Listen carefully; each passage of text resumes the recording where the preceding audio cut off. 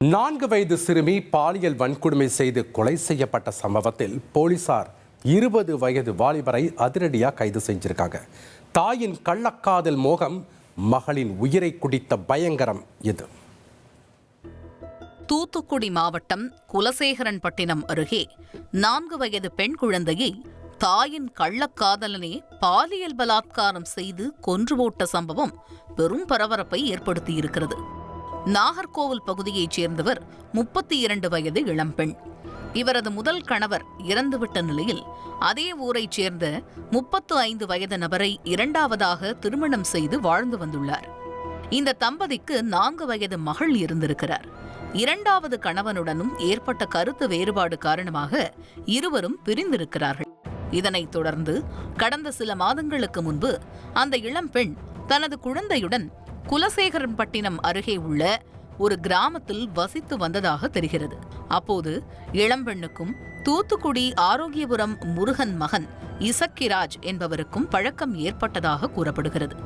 20 வயதான இசக்கிராஜுவுடன் ஏற்பட்ட பழக்கம் நாளடைவில் கள்ளக்காதலாக மாறியுள்ளது. கடந்த சில நாட்களாக இசக்கிராஜ் இளம்பெண்ணுடனேயே தங்கியதாக தெரிகிறது.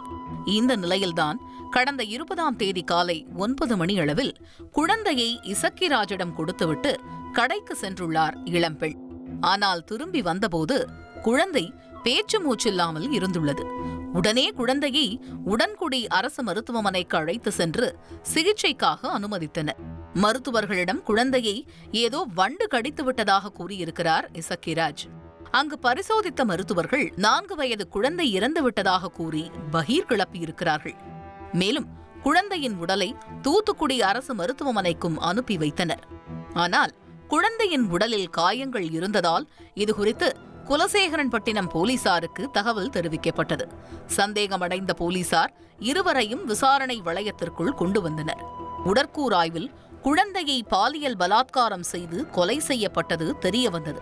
குழந்தையின் இடுப்பு பகுதியில் பலமாக அழுத்தப்பட்டதற்கு காயங்கள் இருந்ததும் தெரியவந்தது. இதனால் இசக்கிராஜ் தான் 4 வயது குழந்தை என்றும் பாராமல் சிறுமியை பாலியல் வன்கொடுமை செய்து கொலை செய்திருக்க வேண்டும் என உறுதி செய்தனர்.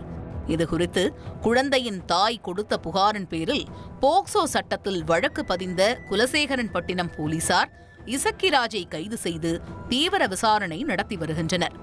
கள்ளக்காதல் மோகத்தில் அப்பாவி பெண் குழந்தை பாலியல் வன்கொடுமை செய்து கொடூரமாக கொல்லப்பட்ட சம்பவம் பலரையும் கொதிப்படைய வைத்திருக்கிறது. இனி செல்லும் இடமெல்லாம் செய்தி. தந்தி டிவியின் வாட்ஸ்அப் சேனலை ஃபாலோ பண்ணினா செல்லருக்கும் இடமெல்லாம் செய்தி. இதோ QR கோட் இப்பவே ஸ்கேன் பண்ணுங்க, ஃபாலோ பண்ணுங்க.